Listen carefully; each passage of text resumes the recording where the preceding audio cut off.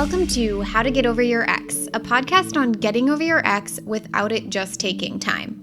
I'm your host, breakup coach Dorothy. Let's turn your pain into power and your heartbreak into happy.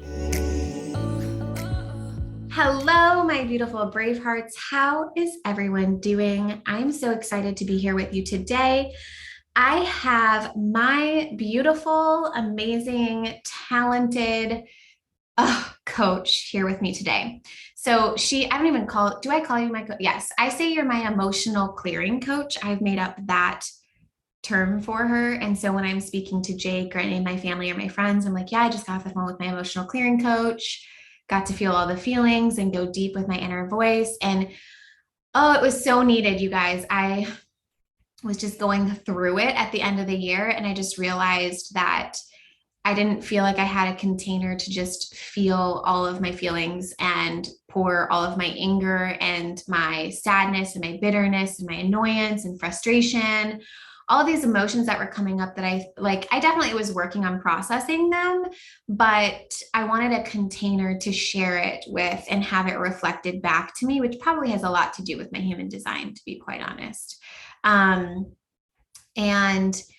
Dana was in Projector Playground with me last year and now is in Projector Playground with me again, which I'm so pumped about. And I was like, you know what, Dana, I need you to work with me. And so it's been a beautiful unfolding.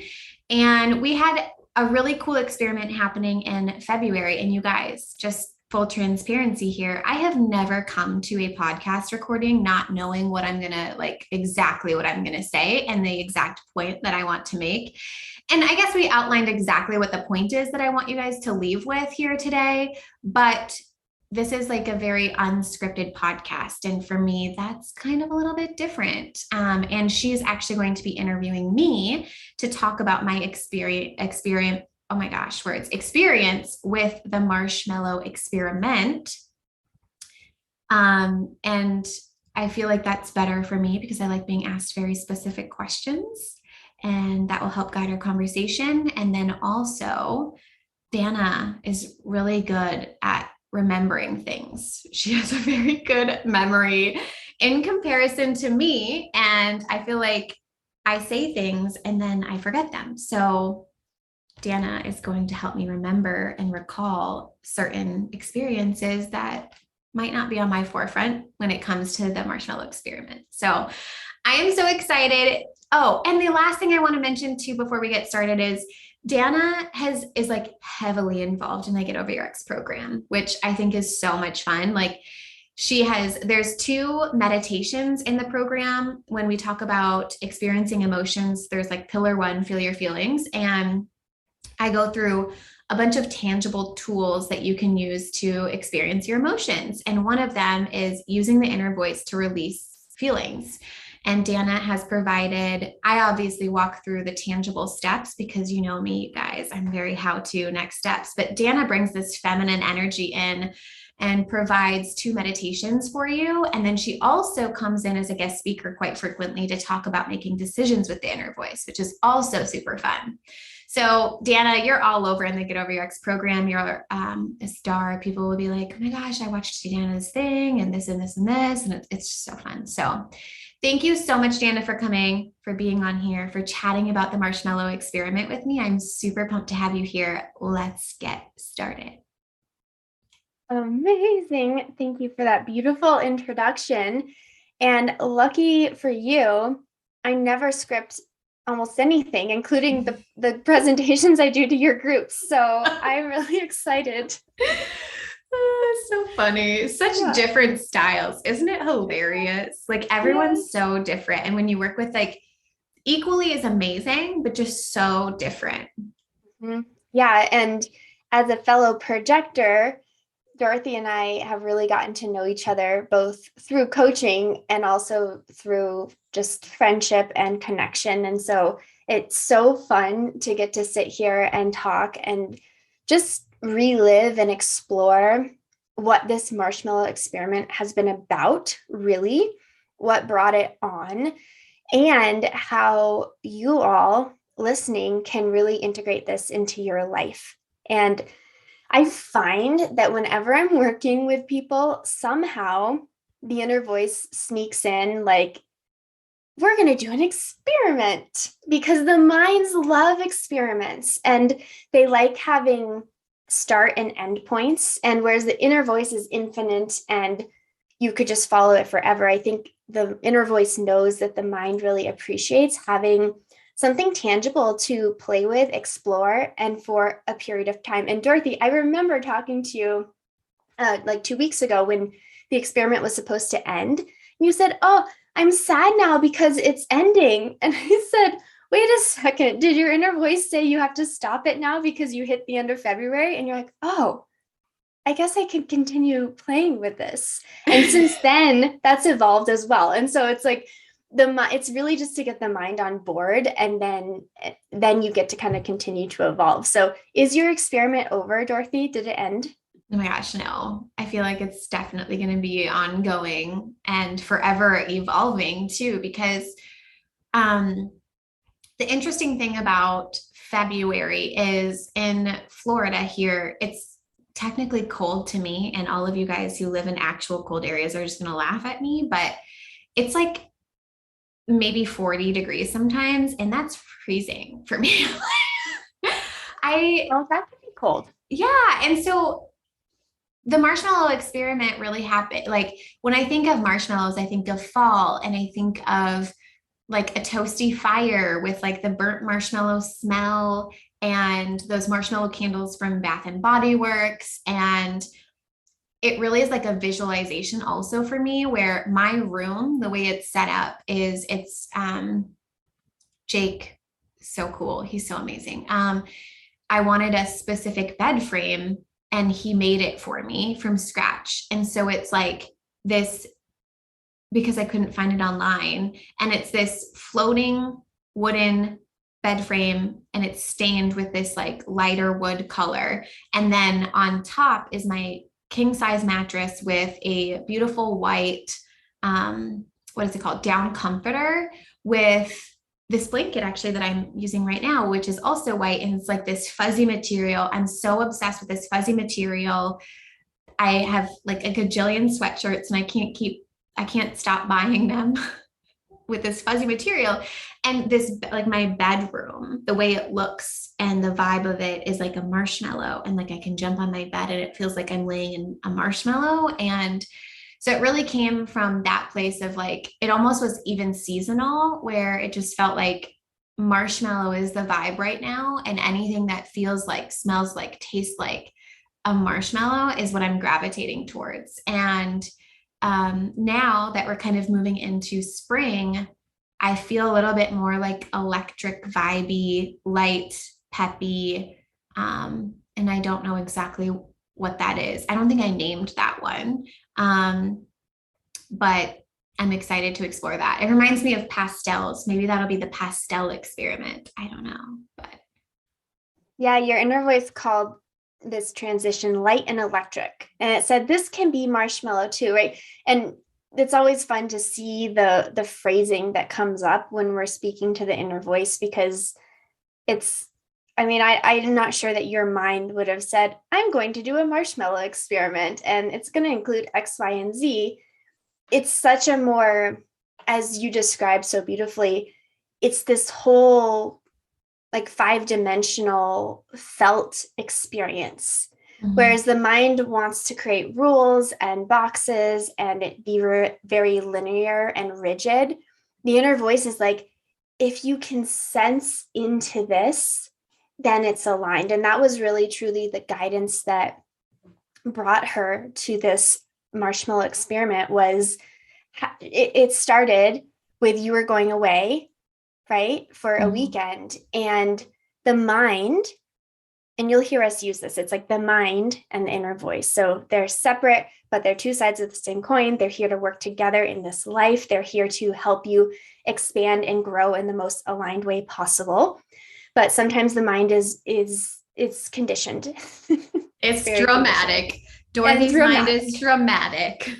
Yeah, I think of the mind as a high school girl. It's such a drama queen, and it's okay. Like we allow this. So the mind had a lot of drama, around this trip, and were you going to drink or not? Were you going to go or not? And like there are all of these decisions, Mhm. which your inner voice calls options. It doesn't even, it's like decision, shmish, and it doesn't matter. And so we dropped you down, and the inner voice said, if it feels like marshmallow, it's a yes. And if not, it's a no. And I'm like, mind, do you know what this means? Do we know what marshmallow means?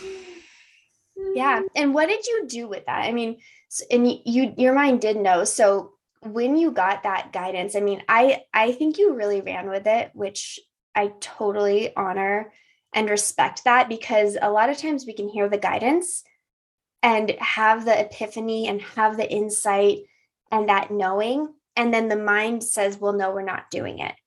But instead, you chose to follow. And let's start with that weekend. What the heck? How did that unfold for you? That was so good because there were so many things happening with that one trip where I was like, do I drive? Do I fly? Like originally I had booked a flight and I thought it was in South Florida, but I didn't look it up before I booked the flight. I just assumed it was in South Florida. But then I told a friend I was flying into Jacksonville and they were like, I think that's pretty close to here. And I don't think it's South Florida. And I was like, oh, snap, this is only a 5 hour drive and I'm spending 8 hours on a plane situation. I don't know, but I could be working during the 8 hours, all this stuff. So the mind had all this like drama going on or like around about this decision.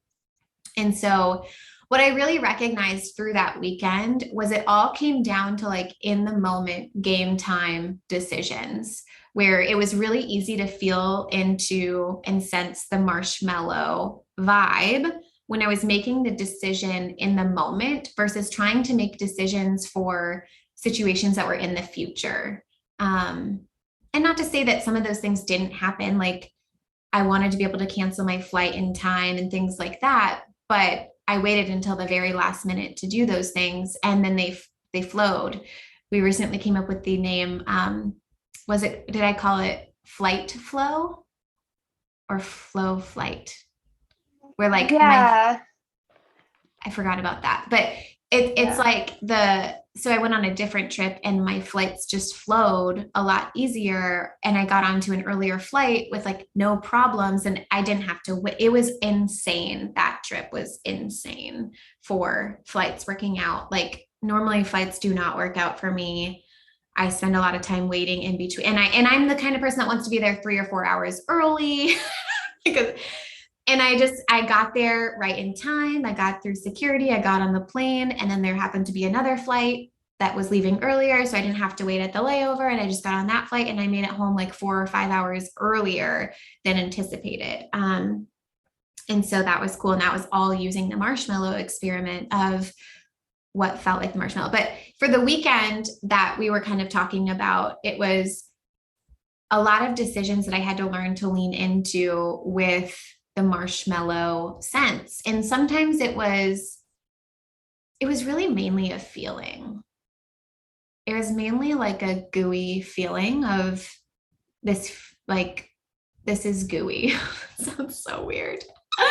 But it just felt aligned. And then you could tell too, I think the cool part about the fact that it was an experiment is it allowed me to like, oh, I think this feels right, but I'm going to do the opposite because I think that's what the mind is telling me to do. And then watch what happened. And seeing the inverse of following the marshmallow experiment versus not was cool. Yeah, because it lowers the stakes. So it was less about doing it right. To me, it felt like the experiment wasn't so much about you have to only follow the inner voice and do what's right. It was more like leaning in to this feeling and getting really clear on what that means for you, for your body, for your system. And as important as following the feeling and having a positive result, like being able to get on an earlier flight and all the flight flow, it was also important for you to go against the feeling so you could feel the contrast to that in your body and in your system. And that's, whenever we're doing something new, it's like I used to teach movement, and I would always show people an extreme an extreme in both directions of a posture and have them do that as well, so that they could start to understand, in my body, here's extreme in one way, here's extreme in the other way, and here's where I feel like that ooey gooey, marshmallowy in between. And I think that's so important for us. And by releasing the expectation and rules on the mind, it allowed the mind to make mistakes. And how nice of you. How nice of you to allow that for your mind. And then not make it so dramatic, right? Like a lot less mind drama was happening when it was an experiment. And yeah, a lot less mind drama is really all I had to say about that. Yeah. So that's kind of an in between. Let's actually rewind, if you don't mind. Yeah. And because this experiment was, in some ways, it was almost the ending of this, but there is a beginning. And the beginning is, I remember we were Voxering. So we weren't in Projector Playground. It was last winter, I think December maybe. And you Voxered me out of the blue. I think I'd been thinking about you though. And you Voxered me out of the blue. It was nighttime. I was like coming home from having a drink or something. And you were Voxering me. And my heart was like, oh my gosh, Dorothy. And I felt so deeply. One, I liked hearing from you. Two, I had a knowing way early on that was very weird. I was like, I have to work with Dorothy. And as a projector, like, I'm not going to say, Dorothy, you should really work with me. Even though I wanted to, I'm like, can we work together? Like, can you join my program? Like, no. And so I had that weird knowing. And like this, it was like, she's the type of person I want to work with, like so deeply knowing that. Then you came to me and then we had a session. But do you want to talk about what you came to me with, like where you were at emotionally, and then what unfolded with just our single session? Yeah, that was crazy. So Dana, so some of you might know, maybe you don't know, and that's fine too. But I went through what's called an ectopic pregnancy in November, and I'm doing a whole podcast on it. I don't know if it releases before or after this one, but Dana, you were the first person that knew I was pregnant. Isn't that crazy? That's so crazy. Yes. And I'm honored. Thank you. That's so beautiful. But yeah. So I found out I was pregnant and I had a lot of feelings about it, like so many feelings about it. Like I was unbelievably excited, over the moon. Baby Marilyn is on her way. And the opposite of that of, oh my God, all these other things are probably not available to me anymore because I'm having a child and I'm not ready to have a child. And I don't have this set up in my business and I don't have this set up in my personal life. And oh my God, like, what am I going to do about this and this and this and childcare and insurance? And my mind was having a heyday because it was like so excited and also so terrified all at the same time. And I Voxered you, Dana, and I was like, I need your help and we need to have a session because I'm not making any decisions until I feel and experience and process and release all of this emotion. And I don't even know what decisions need to be made, but I need to release and feel and experience these feelings. And so, that was like such a beautiful session because in this session, my inner voice had so many insights.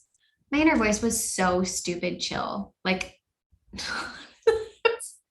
yeah, like it is really interesting when you start spending more time with your own inner voice, or me, I spend time with everyone's inner voices. It's the best. But it's like you can bring the inner voice anything.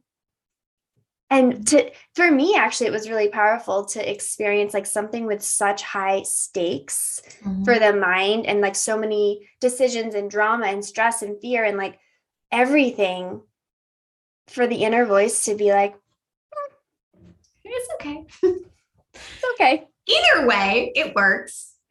and it was funny too, because I remember the inner voice said that my body is going to make a lot of the decisions. And that was super fascinating and probably really good for me to hear at the very beginning, because as you'll learn in whatever episode that I talked to you guys about this in, it was very much a roller coaster in that I was pregnant. I was so like, I thought I was like, I was the pregnancy test, I was said I was pregnant. I started spotting, I went to the doctor. The doctor said I had a chemical pregnancy, which was like meaning that I wasn't pregnant. But I was like, no, doctor, I feel pregnant. And I was like very upset. I was angry, mad, frustrated, annoyed, bitter, all of these things at this doctor. And then I go get blood work drawn, which I almost didn't. But then Jake was like very adamant about me doing that. And good thing, because the HCG levels were so high that the doctor called me back being like, I think we missed something. And I was like, yeah, bitch, you missed it. Like, my baby is in there. You just missed it. It's not. So then I go from this really high high to the really low low of thinking it was the chemical pregnant to another really high high being like, I am pregnant and they missed it and it's not a problem and all this stuff, to then her telling me it was an ectopic pregnancy and there's nothing we can do like with an ectopic pregnancy, to being like very upset and angry and all the things. Cause I'm like, dude, it is 2020, what one at that point, it was 2021. And I'm like, we really don't have a tool that takes the thing from the fallopian tube to the uterus. Like, we really don't have that yet. And I'm like, can I meditate my way out of this? Like, I don't know. And so I just went through such high highs and such low lows in a very short time frame that I have not experienced that to that degree, either in a really long time or that I can remember. And so having the inner voice throughout that process was really important, because I mean, we even asked the inner voice stuff about like doctors and stuff and like the medical system, the way it's all set up and the things that she said to me and how she said them. And it was a very interesting experience. But that was the start of all of that. With that being like this huge kickoff experience for you, and especially with the inner voice, like a lot of people come to the inner voice and I always have people, well, and you've worked with inner voice before, but I always say, start small with little decisions. What are you going to order off the menu? What drink do you want? Do you go out or stay in? And we're like, let's start at the top of the mountain.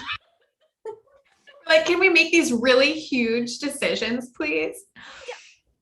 Oh my gosh. Yeah. What do you feel like? I mean, that experience in itself, in its own, and this is one of many that you've had in just a couple of months, but what do you think was the biggest lesson, or what do you sense was the biggest lesson of that ectopic pregnancy as it relates to you and also your inner voice? Like, what was your takeaway from all of that? Well, I feel like the biggest lesson, like my inner voice kept reiterating that the biggest lesson was things can just appear. Because I don't know if you remember this, but I had gotten Tink earlier in the year, around September, October, Tinkerbell, my dog. And so one of the things my mind was frustrated about is like, why the fuck do we have a puppy and a baby at the same time? That doesn't make any sense. And my inner voice is like, oh, we're just showing you that things can just appear, that you don't have to work hard for them, that they can literally just appear. And I'm like, what? Like and it was very interesting too. And it's continued, right? Like, me getting engaged just appeared. I thought maybe that would happen by the end of the year. I didn't know it was going to appear yesterday. You know what I mean? Like, so all these results that I thought I had to work so hard for, and I've shown myself that I can work hard for to create, actually don't require the hard work, which has just been mind blowing for me. I've been reading a lot of Dr. Joe Dispenza and like matter changing into matter versus energy changing matter and like all of that. And so I guess the overall lesson that I learned from the ectopic pregnancy was like, it can just appear. But when it comes to the inner voice, the biggest thing that I learned was the relationship. How do I put this? It was important for me to continue building the relationship with my inner voice because it's the only thing I found comfort in. And it's looking at something that's way bigger than myself as a human, we're looking at the whole picture, and there's so much wisdom within my inner voice that not only helped me in that moment, but even in such a short time frame, I've been able to help so many other people with the things I've learned from the inner voice. Do you know what I mean? Yeah. Yeah, it totally has a ripple effect because also when you're living in alignment with that and have that landing ground, I often say it's like come home to yourself. You have that home inside of you to come back to. It's also the place where you can realign before you go out into the world, and that energy translates. Mhm. Can I reflect? May I reflect something to you of what Yeah. I've seen too, where that was the catalyst of it, and then it's happened over and over, a lesson. Mhm. It's related to what you said around things can just appear. It's the contrast between the mind trying to plan, decide, plan, and control how and when things will happen versus you getting to lean back, knowing what you're desiring, and allowing things to show up in the right timing to prepare, and like each thing that shows up is preparing you for the next thing. Yes. And it's like watching the natural unfolding of it versus trying to, and I talk about this actually, Bravehearts.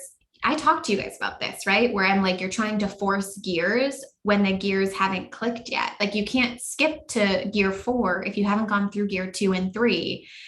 No matter how badly you want to be in gear 4, you've got to go through gear 2 and 3. And allowing the universe to determine when the appropriate time is to go through those gears has been very fascinating for me. And I think the coolest part about that is I think for a long time, I was like, I don't want to leave things up to the universe because I'm all about time is no, like time doesn't exist, time isn't real, time doesn't dictate creating results or feeling better.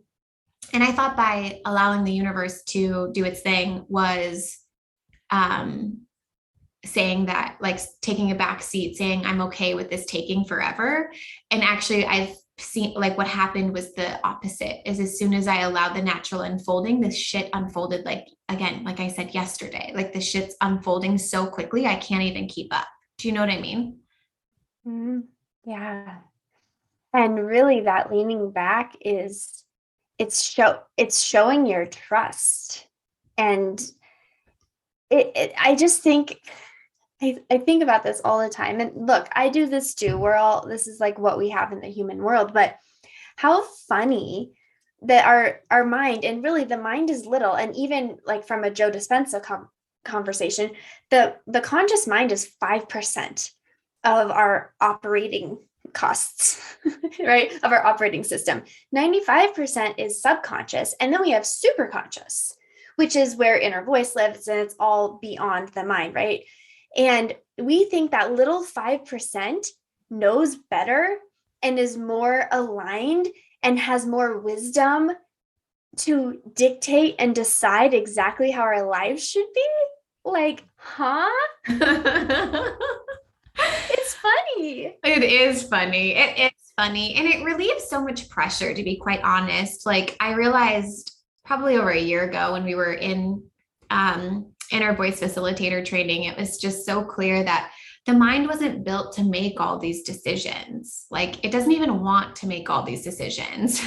So, why are we forcing it to make all these decisions? So, yeah, I find that really fascinating.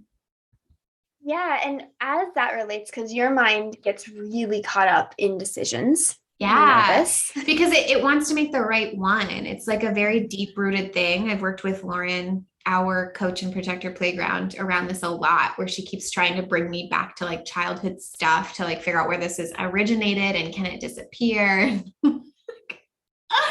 We keep finding new points in time where I built that belief. Yeah. And what does your inner voice say? So the mind thinks there's a right or wrong, and it has to make the right decision or else something bad will happen. And what has your inner voice said about that? You can remind me if there's something I'm missing here, but I remember that the inner voice really likes to say that they're just different experiences. And I think my brave hearts could probably, like, if they've listened to the podcast long enough, they've heard me say that over and over and over again, where it's like, what's more fun? Like, what's just the most fun? It's just different experiences. There's not one that's going to lead you to like the final end all be all destination. Like we're never just going to arrive. So which experience sounds good right now? Because what I'm finally also starting to realize is we're going to get to experience so many different experiences. So say there's a list of 5 experiences I want to experience. It's just like, which one do I want to do first? Because we'll probably get to them all in this lifetime. And if not in this lifetime, maybe the next. And what's determining what you're doing first is your own inner guidance. So it's what are you drawn toward? What feels exciting? What feels like a marshmallow? Marshmallow. Yes. And it's like, it's so hard for the mind. And like, we understand you, mind, we see you, we know this is hard. It's hard for all of us often. It does get easier, but it's like, how would you normally make a decision versus what did you do during your marshmallow experiment? Like, can you compare and contrast that for us? Oh my gosh.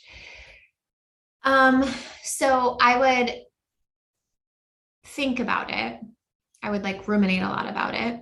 I would weigh out all the options. I would look at all the options. I would then ask for everyone else's opinion about the options. And then that just makes it worse because then you've got like a shit ton of beliefs that aren't yours that you're trying to take on as yours. And then ruminate some more, be indecisive about it, be sitting in inaction about it, not making forward momentum, which then compounds it, which I talk to my clients inside of the program about. It's like decision debt. And then once you're not making one decision, it's harder to make to the next one and the next one, the next one.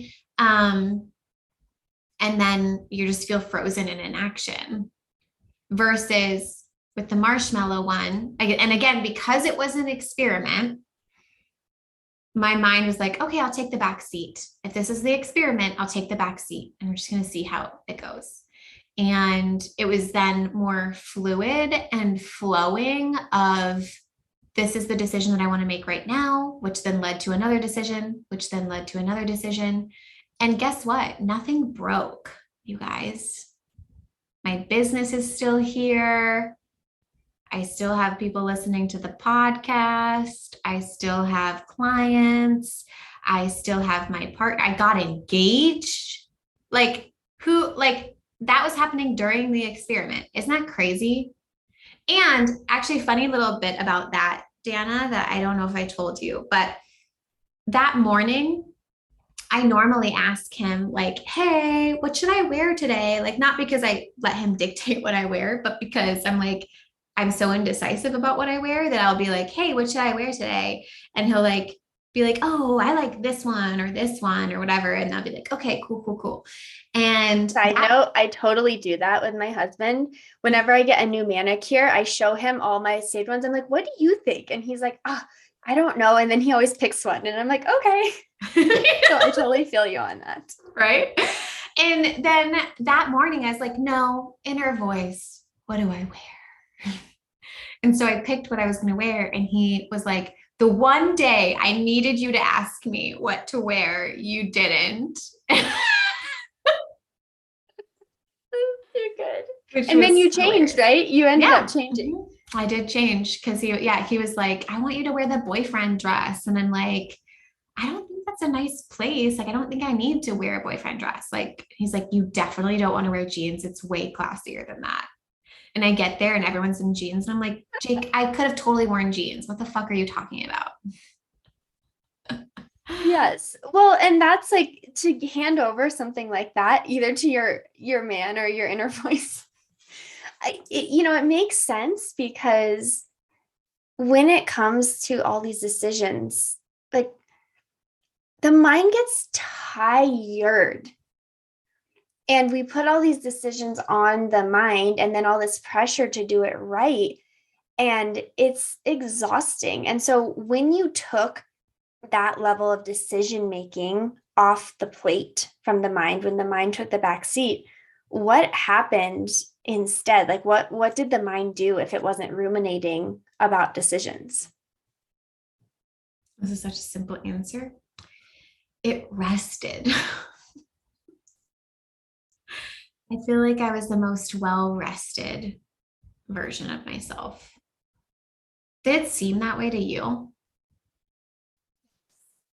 Because I saw a lot of other shifts that happened that involved rest. And so every time the mind would come back, because you were resting, and the mind would come back and be like, oh, I'm so frustrated because I can't work.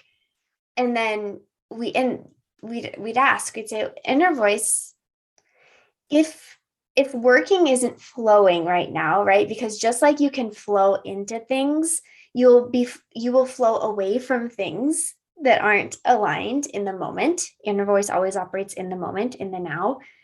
If working isn't flowing, what does Dorothy need? Because the mind gets stuck of, I need to work and I can't, so this is a problem I need to solve. But instead, okay, understand, inner voice, working isn't flowing. What does Dorothy need instead? And more often than not, what did you receive? Yeah, it was always about rest or play of some sort, which was always great too, because like I would do that and I wouldn't have to do it all day. I would do that for a little bit, and then all of a sudden I'd be inspired to do something that was work related. You probably, I suspect, because this is what I see over and over, you probably got a lot more and higher quality work done in less time when you weren't fighting against the resistance. Oh, yeah, for sure. For sure. And it was fun, you know? What? I know, right? Is that inner voice? Is that allowed for Dorothy? So Okay, funny. let's pivot, not pivot, but flow to the next major mind drama. And this relates to the fun and the flowing away from work. Your dear, sweet dog, Tink, who we have officially, so this is Dorothy's fairy tale year. We have officially deemed Tink Dorothy's fairy godmother. Yep. Mm-hmm. Yep. That is exactly what she is. I think she's much older than me and much wiser than me. Like, I genuinely do believe that. She is not a young soul. She is definitely an old soul. And I I don't know if I've ever told you this. I think that I am like, this is my first incarnation on earth, that I think I've just been like other forms up until this point, studying humans and studying heartbreak and studying um, different human like things, that this is just my first incarnation as a human. And I'm like, I'm pretty sure Tink is just a really old soul that knows all kinds of stuff, because she's just smart and sassy. And she's caused so much frickin' drama for your poor mind in My her mind short. cannot handle. She's only been on this planet for 7 months. And I'm like, what has happened? What She's a disruptor. Oh my gosh, my poor mind is just going ballistic. And my mind has made it mean so many things. My poor mind is exhausted by Tink and thinks that I can't be a good mom if I can't figure Tink out and all the things. And it's because I've always considered myself pretty dog savvy. Like, I grew up with huskies. We had dog sledding teams, so I would have like 30 dogs at a time. Yeah. And I grew up raising dogs, Where training was dogs. this? Side note, where did you grow up? In International Falls, Minnesota. It's on the Canadian border. Oh, so girl, you know cold probably I better than do. anyone. I know. That's why I'm like, yeah, I'm never going back. I have You thawed out enjoy and that Florida weather. yeah. So, and I did that. And then I had a Doberman, and I was like, if I could train a Doberman and I could train Huskies, like, of course I can train a Dane, like a Great Dane. And oh my God, I'm just like, I am very humbled. And it's actually really funny because Jake is the most humble person. It almost drives me nuts sometimes. Like, he'll be really good at something and someone will bring it up and he'd be like, well, this is just like a little bit, like, I don't know too much about it. And he's like literally an expert in the area. Um, and I think sometimes I'm the opposite. I'm like, yeah, I'm really good at dog training and I haven't trained a dog for 10 years. And then I was like very humbled by this experience. So far, and I'll hold on everyone, because if I can, Dorothy, after you've answered this question, can I share what your inner voice said to you about Tink? Yes, of course. Okay. So up until now, what have been some of the difficulties and mind dramas that Tink has exploded into your life? Oh my God. So I think the first one was time and work. Like it has been so difficult to work with a puppy. And I work from home. And I remember the last puppy that I had, I would put the puppy in the kennel. I'd go to work. 4 hours later, someone would let her out. And then I would come home after work 4 hours after she was let out for lunch. And it was like fine. And I don't know if it's because I work from home now or like what the deal is, but we have no schedule. We have no routine because I've been in this flow of not having a schedule, not having a routine. And so and then I feel bad having her in the kennel for any more than 3 hours at a time. And so then I'm having to like work and then stop my day and then go out and take her for a walk for an hour. And then again, I'm so used to having like luxurious amounts of time to myself where I would have all morning to do this 4 hour morning ritual. And then I could like flow into work and then flow out of work and work out. And now at least 4 to 5 hours of my day is spent walking, feeding, taking care of Tink, and it just like blows my mind hates it. It's just so funny.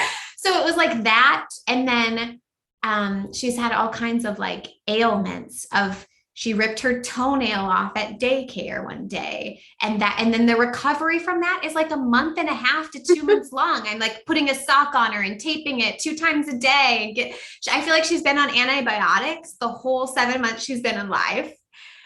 She then got pneumonia and now like the pneumonia's done and we're like she's throwing up every night. So it's always been something and it's so funny too. And then we're having training issues with her. So I fired her last trainers that I like literally this just happened where I fired her last trainers and I had a call with her new trainer today that I'm so excited for. And I get off the phone and I call Jake and I'm like, Jake, I am so pumped about this new trainer. Like, it's going to be so good. Like, this is it. We have got this. Like, I'm so excited. And he goes, Dora, I'm just not going to get my hopes up because I feel like we keep thinking this. Like, we got the first trainer and we were like, this is going to be so good. We got the dog park. We're like, this is going to be so good. We got the dog, like the doggy daycare. That's going to be so good. We got the walker. It's going to be so good. And like, everything keeps falling, like, quote unquote, falling through to the mind. And he's like, and I was like, please, Jake, just get excited for me because I have to be excited about this because this one has to work. It needs to stick. But those are just like some of the things that have transpired. Like it's funny, it is, and we're laughing about it, but it's also true that they've brought up intense emotions, like and real drama. emotion. Yeah. Like I have been in a world for so long where I just don't believe any of this is real. We're all in this simulation. There's no right or wrong. There's no good or bad. And like, I feel really good about that in so many areas of my life. And this area, maybe because it's new or it's so closely tied in my mind to being a human mom, that it feels very real, very bad, a direct reflection of me and my abilities. I've made it mean all kinds of shit about me, negatively, obviously. And so, yeah, there's real like the feelings feel so like impactful and deep and real. And and it's just also laughable and crazy how it's all happening at the same time as like the ectopic pregnancy, the engagement, all the other things that have happened in such a short time frame. I'm just like, all of a sudden I got Tink and my life went on hyper speed. Do you know what I mean? Yeah. And we had asked the inner voice about this. I don't have the direct quote, but it said something along the lines of, she wants a lot of stuff and she wants it quickly. So the timeline of crap has to be compounded as well. So it's like, yeah, That's it's like, all right, cool. You want the stuff fast, then we're going to have to move through these heavy, deep, intense, sometimes dark emotions, like the the law of polarity, right? If you want the good, it comes with bad. There's two sides to everything, and the mind is the only one, of course, that labels it as good or bad. The inner voice is like, hey, let's play, as you said, let's play with the emotional rainbow. Like, let's bring it all in and get to explore it. And one thing your inner voice said, um, I have this quote. The mind was saying, oh my gosh, things are feeling really wavy and choppy.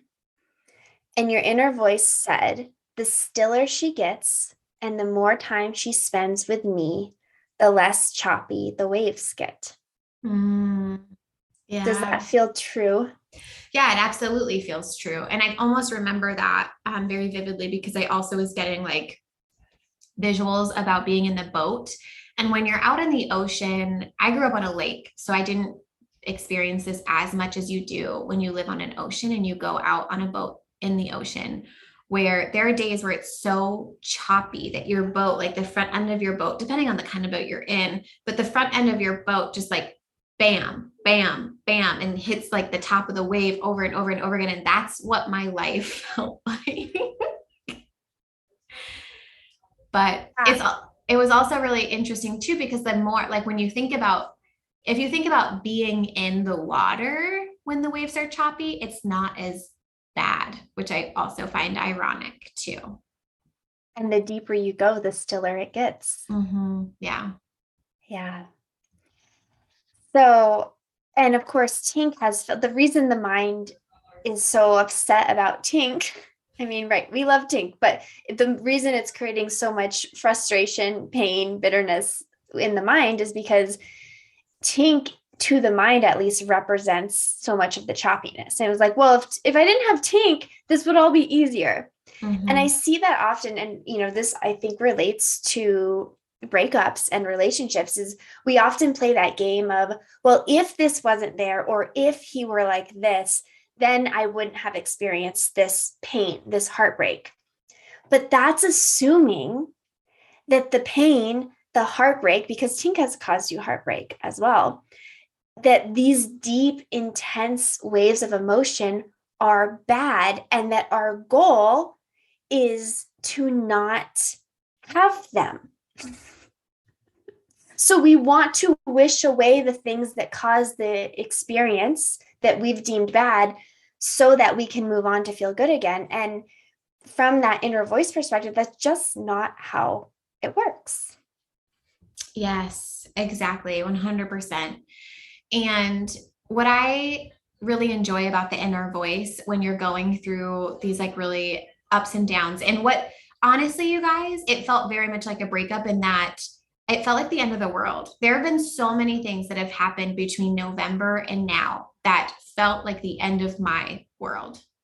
And the cool thing about accessing my inner voice during that time was it showed me something that was just so much bigger than that my mind, like my mind couldn't perceive it. Just like when we're saying there's no way I could have a life that's bigger and better than when you slow down and you get still and you go deep into your inner voice will show you the life that's bigger and better than if you allow it to. And that was like such a beautiful thing for me. And literally, your inner voice is leading you toward that. And so Very sometimes, quickly too. She's very like, quickly, boo, we are on a train going 400 million miles an hour. and all the poor mind is like just stomping around having a tantrum because it's not getting what it thinks it wants and needs. And then inner voice is like, yo, we got you. Yes. Well, and it reminds, look, because even with the Tink thing, I'm like, oh my gosh, I don't get to work as often as I want to work. Granted, the whole reason I went into Projector Playground last year was to figure out how to run my business as a projector, where I don't necessarily work as many hours as someone who's a manifestor or a manifesting generator or generator. And then Tink forces me to slow down and forces me to work less because I wasn't really doing it on my own. Yeah. And that is the perfect lead into what your inner voice said about Tink. I was like, inner voice, WTF, Tink is causing problems. Can you please shed some light on this? And this is what's so beautiful about inner voice is our mind and so many of most of our problems, all of our problems really live in the 3D world. And so when the work we do together is like, I'm here to help bring you back to the higher perspective. And also to hold that when you feel like you can't get there. And then we always ask your inner voice. So her inner voice said, this is the most beautiful message. She said, Tink's great. She's perfect. She's the catalyst to all things Dorothy needed to work on, but wasn't. Anything she needs to work on will show up through Tink. We're showing her all of the lessons. Every lesson is the opposite of what the mind wants to deal with. How? Oh my God, so good. And then the epiphany that I had this morning, which goes along with that I think is really cool, is Tink is getting to the point, like she gets resource.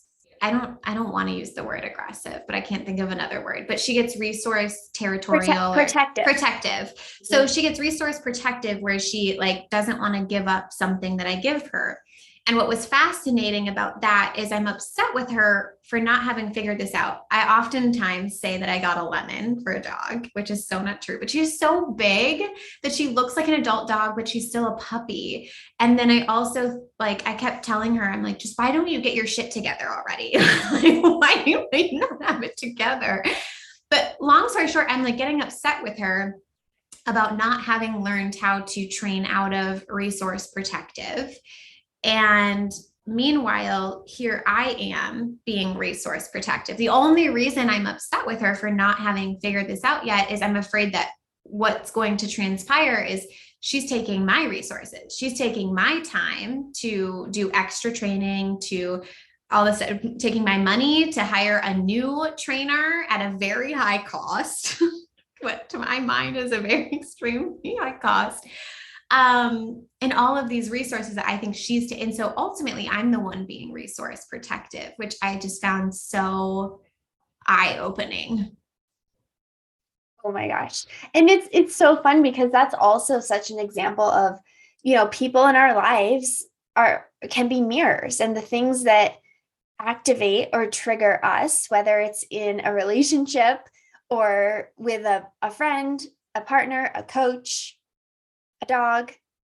My cat does this to me too. It becomes something that gets reflected back to us that we're like, oh my gosh, this is activating me because this is me in some level. And I'm either judging myself or I'm holding back, or it's the heightened activation of my deeper fears. And no, I mean, I don't know that our minds would ever come to this very profound Tink, like holding Tink in that higher light, because as minds, we see people, we see circumstances as, this is a problem and I need to fix it. And so when you can lean back and lean into that bigger experience, then you can and just holding that, right? Like you did, you're holding that bigger experience, you go through your own process and you're like, oh my gosh, look, it's staring me right in the face. And like with that awareness, what does that give you for the circumstances that Tink is bringing up for you? Yes. And I was just thinking too, around the calmness, like all I wanted to do yesterday, there was a whole thing and I spiraled out, and I was like, all I really wanted was to feel calm. And what I came to realize this morning as I was doing thought work after I had processed the feeling all day yesterday and all night was what I was trying to create a result that was outside of my control. Like like Tink was the result. I was like, I want a well-trained dog, a well-trained, calm dog. And that result, like that's like trying to control another human. That's like saying, I want my ex to want to be in a relationship with me. And then when I finally realized that, I was like, oh, what I really want is I want a well-trained, calm human. I want to be calm. I want to be trained. I want to be. And so it was just very fascinating too, because it relates back to breakups so much so because we can't control your ex, but you can control your experience. And so whatever you're wishing your ex would bring to the table, that's what you have to bring. And so I'm doing that now with a dog, which sounds so weird, but I'm just like, now that's my experience of I have to learn how to be calm and at peace and gentle, which are all the things I want her to do. And how different will my experience be if I'm that way, regardless of what's going on for her? And what I really realized is I would have a lot more unconditional love for her, and I'd be a lot more patient. And I bet her training is going to go significantly different from that place than me being like, I need to rush and make sure that she's trained like yesterday and make sure she's perfect at everything she does. Poor thing has only been on the planet for 7 months. And I'm like so upset that she's not 100% trained and so perfect. Yeah. And that perspective has so much more compassion. And the inner voice is always going to be compassionate and bring you back to that place of peace and neutrality. And what do we know about neutrality? Whether it's attracting a partner, right? Or shifting, it's like when you're in that place of neutrality, that's where flow happens. Like if you're in the, he should have done that. I wish he would do that. She's wrong in this way and I'm right. And she should be this way. It's all that projection outward, and it's resistance. And it's resistance so often to actually processing the feelings, which you did so beautifully yesterday. And then once you've cleared the emotion that's built up, that often leads you to a place of calm clarity. And so the more emotion you're clearing, the more time you're spending in the inner voice, the more calm clarity you have, the more you can hold that steadiness, the more that vibration is going to reverberate out. And of course, with an animal, animals are these beautiful energetic beings, and they receive our energy, they process our energy, and they respond to our energy. And dogs in particular, like with the alpha, like if you're holding your alpha stance of like, we're good, boo, as you say, we're good, boo. Don't sound so rigid saying it. Then the dog's like, okay, we're good, because the dog's looking to you for that stability. Mm-hmm. Yeah. And trust in her, of course, right? It's like trusting in yourself and trusting in her, I think, go hand in hand. Yeah. Isn't this crazy that the Marshmallow Experiment brought us all the way here? Like that's what's wild to me. Can we, before we end, on, because we've talked about a lot of the intensity of the emotions and the magic of being willing to sit with and experiencing your emotions, the deep, deep low lows, the intense whatever bursts out of you also means that you can experience the high highs and the calm comps. So it's like you're getting to really surf, right? Be on your boat and experience all the levels of emotion. So what just happened is you got engaged. Like wild, so exciting, guys. I want everyone to know that we had a session like 2 days before her engagement, and she brought up that Jake had a ring and was wondering. It was like we talked through a lot of stuff, and we checked in with the inner voice, a lot of stuff about being engaged and being married, and like she had that premonition, and then boom, 2 days later it happened. And I saw it on her stories. I was like, is this real? Is this a joke? Like we just talked about this. Isn't it crazy? And I was like, I think it might happen by the end of the year. Yeah. And then it happened right then and there. The mind's like, I will be engaged by this date. I'll be pregnant by this date. Our wedding will be this date. And then, of course, there's so many flows around that. But with that experience, what were some of your biggest takeaways from the engagement, from it being kind of like totally out of your hands? And what were your feeling profiles around that? Like, how did I feel about the engagement? Yeah, how did you feel during that, like like from before until the actual engagement into afterward? Okay, so before it, like when we were talking, like how far before? Because I feel like I've gone through multiple phases where when I got pregnant, it really forced me to look at, do I want to get married? For me, it was like, this feels real now. So I've been talking about getting married and I love the idea of getting married with Jake, but is that really what I want? And what does that look like? And so Jake and I had multiple conversations around it. And I did feel pretty solid and secure and certain in the fact that I knew that I wanted to get married to Jake. Um, and how do I put this? So then I guess when it really happened, I just felt fully supported. I felt the most like the relationship that I have with Jake is the most supported relationship I think I've ever experienced in this human lifetime, where I just feel fully taken care of. And I know that I can take care of myself, but with him, he does things in a way where I don't have to ask him sometimes for something. I don't, if I do ask something, I don't have to spend forever reminding him or saying something over and over again.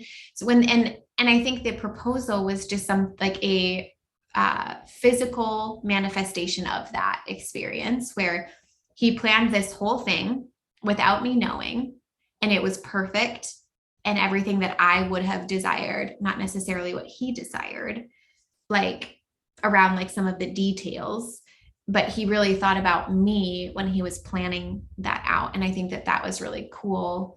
And the way that it unfolded, like, again, like I had no idea what was going on, but he made sure to take care of everything. Like my dad was there, which was important to me. He made sure I was wearing something that I would feel comfortable and good in when getting proposed to, all of that. So I think that that was really neat. And I felt fully supported. And then coming out of the engagement, like days later, I felt so significant and so seen. And so as a projector, that's like a dream, is to like feel seen and heard and understood. Um, does that answer your question? Yeah. And the reason I feel like that's really important is because I think what happens in life is we think we need to aim toward the highs. And we also think it's going to feel a certain way. And I think it's so beautiful having experienced the supported, calm stillness of the inner voice. I remember when I asked you and I took notes and I said, well, how did you feel during that experience? And you described it well. And things you also said that I'll add to what you said here was there were so many things that weren't planned, but it all worked out. And I'm like, in this case, everyone, Jake is the universe. He handled things for her. She felt secure and grounded, like I was taken care of. And when I feel taken care of, I get to feel more present.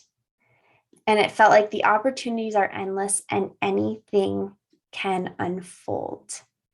I love that. And I was just reminded too, as you were talking about that, where again, the low lows that were experienced before that, I think were necessary to even propel the engagement, to be quite honest. Like I I actually brought this up to Jake. I was like, because he never wanted Tinkerbell, you guys. He was like against getting a dog. He was like, that's a terrible idea. Do not get a dog. And so oftentimes when she's like acting up or doing something, he'll like jokingly say, like, I didn't even want a dog. And now I'm here taking care of this dog. And and so oftentimes I'm like, if I wonder, it like propelled our relationship forward in a way that there's no way that I could have planned that or artificially created that. Like, and I didn't know that by getting a dog, it was going to propel the relationship. I didn't know that by going through an ectopic pregnancy, that it was going to propel the relationship. Like, do you know what I mean? Like, those were things that I couldn't have planned for. I didn't see, and I wouldn't have picked off of a menu. I wouldn't have picked these things off of a menu and been like, you know what? I want to experience these things so that it leads to an engagement. Yeah.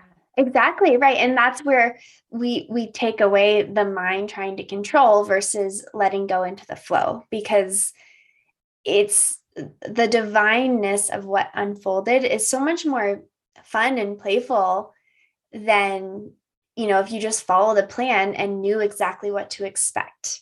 It's like the ups Yes. and downs are what create life. And another example of this, going back to breakups, is my breakup. Like, I wouldn't have picked off the menu to have to go through a 7 year relationship that ultimately was going to end and devastate my life. But that devastation and that breakup led to a beautiful, amazing, epic company and business where I get to help millions of people and impact millions of people in a way that I didn't even know was possible. I didn't even know this was a thing. I got chills when you said that. Right? Yeah. And I mean, it always, always, always with inner voice work and with this work, it always comes down to trust, to faith, right? Whether it's inner voice, God, universe. I mean, it's really ultimately, though, it's trusting yourself and trusting what you're being guided toward and allowing that to come forward, because then you get to play with life a little bit more. And there's even like levity. I mean, I've talked to inner voices about everything, like really hard things like assault, to, of course, pregnancies and children and ending marriages and leaving jobs and starting jobs and money. And nothing's off topic. And even for my mind, sometimes like the inner voice will say things. I'm like, oh gosh, this is like a hashtag unpopular opinion that minds would judge. God forbid you say that as a mind. But the inner voice will say it. And I think it's so much powerful when you're guided by that within you. Like, I can tell you something, but when you hear that, or when I'm quoting back your own inner voice, to me, it's so much more powerful than what any person, any expert, anyone can tell you. Mm. It's never going to resonate as deeply as when you're hearing it from the truth within you. Yes. And you guys, this is why it's so important to incorporate your inner voice during your breakup. I'm telling you, it is an overlooked piece, and it's something that I've built into the program for so long now. And it has just changed the game of learning the skill of turning inwards and finding the clarity, finding the calm in what feels like a completely huge tragedy, you know? And even the levity. Mm-hmm. Like, a lot of times when I'm in clearings for myself, I will literally start, it's kind of funny, like hysterically laughing. Like, a lot of people cry, I cry too, but sometimes, or they shake, but I'll just start giggling. And it's my inner voice is like, can you believe she was holding on to that story? I know, right? I do agree with that. I feel like there was one session that I had with you where I was just like, I remember my inner voice just laughing and laughing and like smiling and like thinking this is so funny. And I'm like, what?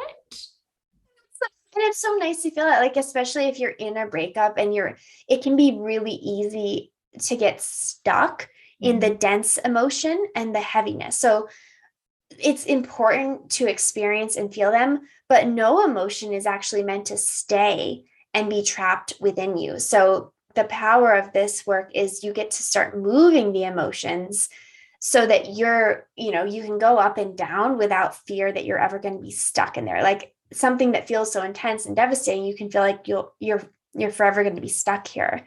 But Mhm. instead, you start to get the experience that as you tune in of, oh, this is temporary. Even though I'm in pain, I can still laugh, or I can still feel pleasure, and I can start to see possibility even within the pain. So we're not frog leaping anything. We're actually experiencing all of it. And yeah, it's so fun. Every time I get to talk to your group, and I've actually gotten to work with a couple people just in one-off sessions from the group, and it's so fun to get Mm-hmm. to speak to inner voices about breakups because it's such a mind drama. And there's Mm-hmm. so many stories, right? There, I mean, it brings up Yeah. all of our stories. Yep. And so to get that higher perspective paired with really practical tools too, like you have in your program and you teach, Dorothy, I just think, like we said at the beginning, they're meant to work together. They're a Yeah. team, they're Mm-hmm. partners. And so when you can start to combine both of them, that's really how you build trust and evidence that the mind needs so that you can actually follow the flow more often and feel more of that ease. So good, Dana. Oh, I love that. Is there anything else that you wanted to share before you share how people can find you? I don't think so. I think we covered all of the notes that I had that I wanted to talk about with you and that I wanted to ask you about. But my last question is, after going through the marshmallow experiment, can you imagine going backwards? No, I really can't. I really can't. It's so freeing to just let the mind take the back seat. And I think the marshmallow experiment will like evolve, like we've talked about, where I think the feeling or the essence of what I'm moving towards will feel different or look different. And I really think it's seasonality. I could be totally wrong, um, but I actually just want to continue to use it more. And that's why I started working with you too, Dana, to be very transparent here, where it's like it's hard to connect. At least for me, it was hard for me to remember to connect with the inner voice on a consistent basis. So then when I'm working with you, we not only get to do that in deep, longer sessions together, but then I would get to like send you a Voxer message being like, this shit just happened. And you would be like, okay, and the inner voice says, and so I think that that's beautiful practice because that's really helped me. Yeah, it's always coming back to self and remembering that no matter what, even if you've disconnected, if you're not sensing or hearing or feeling that connection, it doesn't mean it's gone. It just means that the mind is blocking you from what's always there. And so I think that's where the value comes, is like reminding you we can always come back. And I need those reminders too. You know, I'll sometimes, I have a good friend that I send my drama messages, and she'll sometimes she just says that she doesn't do any inner voice work, but she'll say, so what does your inner voice say? And I just feel like a like a relief. And it's Yes. like, oh, Mhm. my inner voice is laughing at me. Or it says, you know, go on a walk and take a breath, and this isn't yours to carry. Mhm. So there's so many examples of that. But yeah, I I think love that's that. all. Thank you. Thank you so much, Dana. I really appreciate you coming on and thank you so much for, interviewing me through this process because I felt you guys, I messaged her being like, I want to talk about the marshmallow experiment on my podcast, but I don't normally just speak free flowing and I don't even know how to like enter into it. So thank you so much for coming on and asking questions. I appreciate that. And go ahead. How can people find you if they want to do an inner voice session with you, or if they want to work with you longer term to do like emotional clearing or guidance from the inner voice or decision making with the inner voice, and they want to do that, solely with you? How can they find you?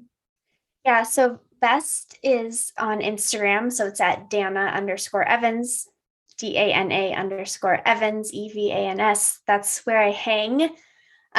So that's really the easiest to shoot me a direct message. And then also my podcast is called the Tuning In Podcast with Dana Evans, where it's kind of a diary of my life. And it's more of an ongoing journal of how I'm living and embodying this work and the ups and downs of what that includes. So it is unscripted completely. Sometimes I sit down and I don't know what I'm going to talk about. So that's those are the two best places. And yeah, I do a few single sessions every month if someone wants a taste of it. And then yeah, we can work further together. Or I'm also in Dorothy's program, in the Get Over UX program. So you can get a taste of the work there. So fun. I love that. I love bringing you into the program. So thank you so much for doing that.